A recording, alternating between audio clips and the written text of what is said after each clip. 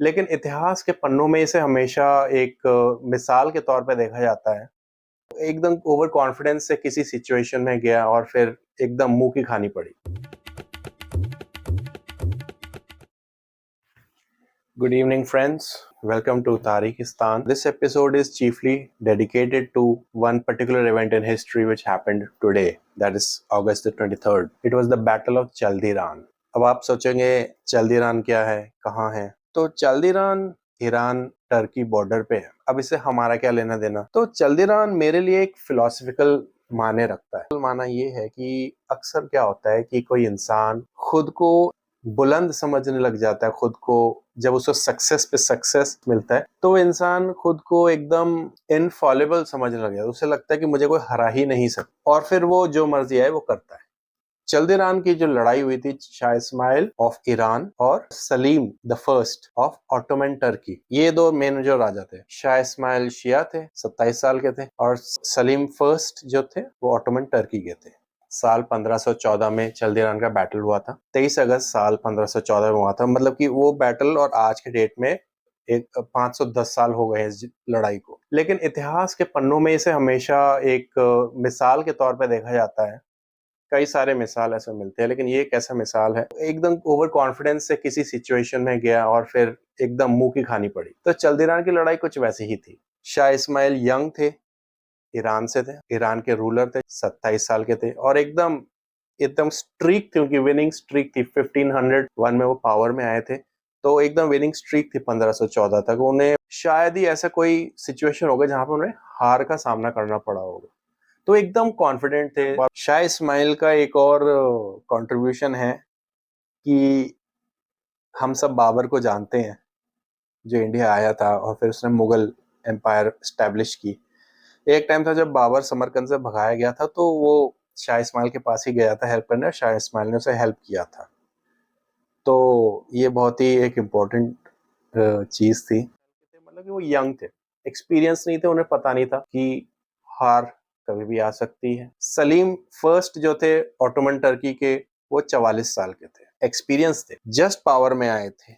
और उनको प्रॉब्लम ये थी कि ये जो 2 साल सलीम, मैं जो सलीम हूँ ऑटोमन टर्की का रूलर, मैं 2 साल जो हो गए मुझे पावर में, तो इसमें मैं उसने यही देखा कि टर्की का एक हिस्सा, आज का जो टर्की है उसका एक हिस्सा ईरान के पास था, और उसके अपने कंट्री के कुछ लोग जो थे इस्माइल की जय जयकार कर रहे थे, क्योंकि इस्माइल का कल्ट था। लोग यकीन करते थे कि इस्माइल को कोई हरा ही नहीं सकता। इस्माइल खुद पे यकीन करता था इस्माइल को कोई हरा नहीं सकता। इस्माइल की फौज यकीन करती थी कि इस्माइल को कोई हरा ही नहीं सकता, क्योंकि आज तक जब से ये इस्माइल सत्ता पकड़ी थी वो जीते ही जा रहा था। सलीम को लगा कि यार मुझे इस्माइल से खतरा है, इसलिए उसने इस्माइल से लड़ने का फैसला किया।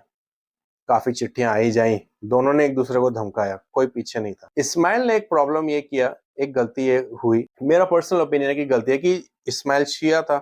इस्लाम में दो बड़े फिरके हैं, शिया सुन्नी। इस्माइल शिया से थे, तो उन्होंने इराक को जब कैप्चर किया तो इराक में जो होली साइट्स थे सुन्नी कैलिफ्स के, सुन्नी रूलर्स के, अब्बासिद रूलर्स, उनको उन्होंने डेसेक्रेट किया था, उनको तोड़ा फोड़ा था उन्होंने। तो ये एक प्रॉब्लम थी, ये एक दिल में एक रंज थी सुन्नी लोगों के।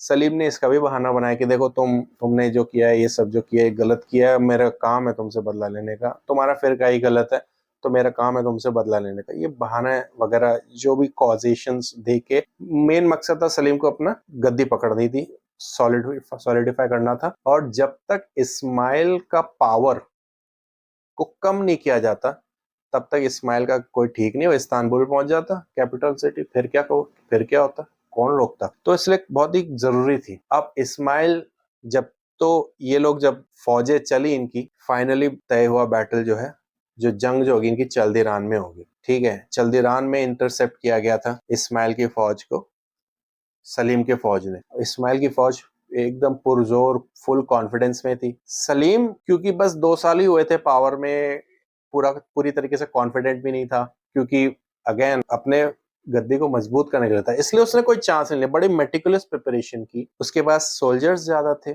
सोल्जर्स इस्माइल के पास थोड़े कम थे, चल्दीरान में एटलीस्ट कम थे। सलीम ने लेकिन एक चीज किया, वो तोप ले आया अपने साथ। शाह इस्माइल के पास तोप नहीं थे, तो जब जंग हुई तो तोपों का इस्तेमाल हुआ। तो शाह इस्माइल के जो कमांडर जो थे, सेनापति जो थे, उन्होंने पूरी कोशिश की कि या तोपों से बच के हम अटैक करेंगे, हमारे जो घुड़सवार है तोपों से बच के अटैक करेंगे, तोप तो सीधे हैं, तो तोपों से बच के हम फ्लैंक से अटैक करेंगे, साइड से अटैक करेंगे, ठीक है। लेकिन उन्होंने ये नहीं सोचा कि वो ऑटोमन टर्क्स प्रैक्टिस करके आए हैं, और अगर उन्होंने फ्लैंक से अटैक किया, उन्होंने तोपों के मुंह घुमा दिए और उनके तरफ अटैक किया, एकदम डेसिमेट कर दिया गया। शाह इस्माइल को खुद चोटें लगी, वो किसी तरह घसीट के निकाल के भागे उसके लोग, और आनन फानन में वो ऐसे भागे कि शाह इस्माइल अपनी 2 बीवियों को लेके जंग के मैदान में आए थे। इतने कॉन्फिडेंस थे कि वो बीवियों को लेके आए थे जंग के मैदान, कोई बात नहीं, जंग तो होते रहेगी, जीतना तो मुझे है ही। तो वो दोनों बीवियां कैप्चर हो गई।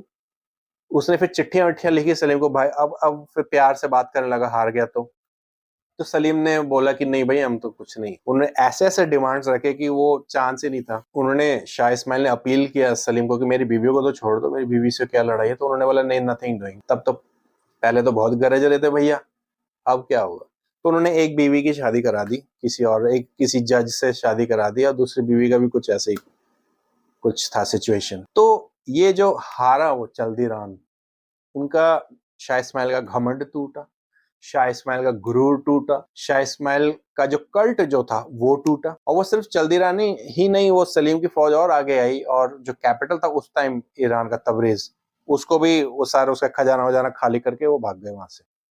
तो अभी मैं अमेज़न में एक सीरीज रिलीज हुई एंग्री यंग मैन करके, सलीम जावेद के ऊपर, सलीम खान जावेद अख्तर के ऊपर। और उसमें जावेद अख्तर साहब की जो फर्स्ट वाइफ है हनी ईरानी, वो कहती हैं कि जब आदमी एकदम सक्सेस मिलता रहता ना, तो उसका कॉन्फिडेंस कब ओवर कॉन्फिडेंस में बदल जाता पता नहीं चलता। ये इंसान, हम इंसानों की ये कमी है, जो आज जो सलीम जावेद साहब के साथ जो प्रॉब्लम हो गया था, कॉन्फिडेंस का वो कॉन्फिडेंस में बदला, और उनकी एक फिल्म फ्लॉप होगी, शॉक हुआ था बहुत बड़ा। तो वो सिर्फ आज ही नहीं, इंसान वो तब भी चल्दीरान के मैदान में वैसे ही एक ओवर कॉन्फिडेंस वाला सिचुएशन था एक आदमी का, जिसके वजह से जो इंसान एकदम चरम सीमा पे था गुरूर के, एकदम बेइज्जती तक पहुंच गया, क्योंकि उसकी हारना तो दूर है, उसके 2 बीवियां तक अगवा कर ली गई, उनको शादी करवा दिया गया कहीं और। लेकिन ऐसी करारी हारों के बाद तो नॉर्मली देखा जाए, अमूमन देखा जाए तो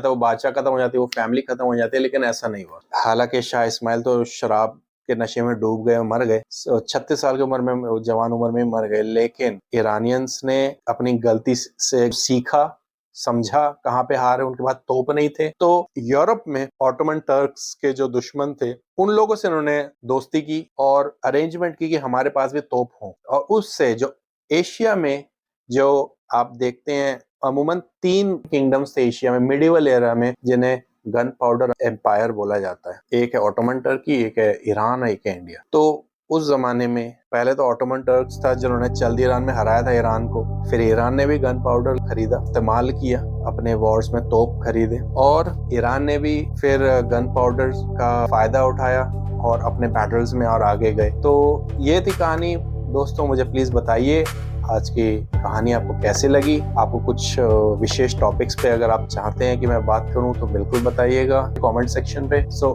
thank you so much and thank you for watching. अगर आपको ये एपिसोड अच्छा लगे तो प्लीज़ लाइक कीजिए, शेयर कीजिए, सब्सक्राइब कीजिए। Thank you so much.